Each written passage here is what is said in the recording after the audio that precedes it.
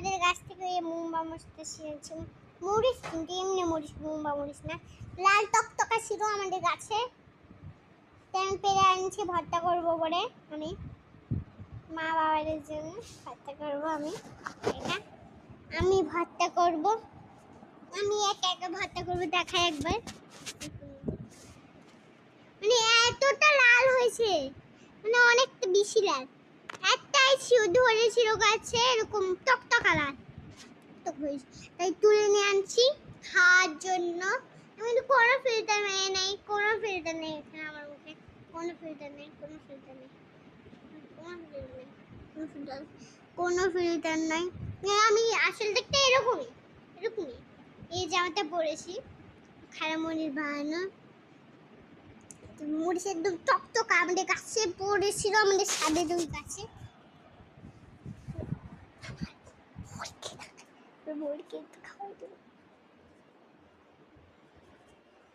এটা মাছ দেয় হাজু।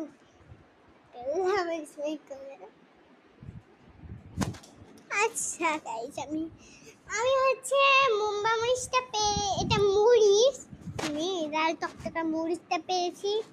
ভর্তা বানাবো আমি একা একা, সুবিধ দিব আপনাদেরকে, এটা দেখবেন। এমনিও আমি 3টে ভর্তা বানিয়েছি আমাকে মরিচটা দিয়ে। এই ভর্তাটা হচ্ছে আমি রাত্রে বানাবো, হচ্ছে আলু সিদ্ধ করে দিবে মা, আমি বানাবো। মানে সব খাবার আমি বানাই না, যেগুলা হচ্ছে পারি চুলাতে না দিয়ে বানাতে হয় সেগুলাই খালি পারি, চুলাতে না দিয়ে বানানো হয় সেটাই পারি। যেরকম ভর্তা, তারপর ভর্তাই পারি, পারি না।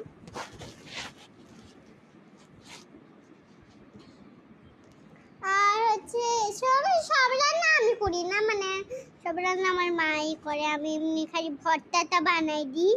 ভর্তাটা বানাই প্রতিবার। ভর্তাটা বানানোর সময় আমি কাঁচা মরিচটা হচ্ছে পোমালিশ, মানে এই কাঁচা মরিচটা বারান্দাটা একটু খুলি, এখন আমি বারান্দায় আছি। বেগুনি মরিচ, মরিচ মরিচ লাল টকটকা মরিচটা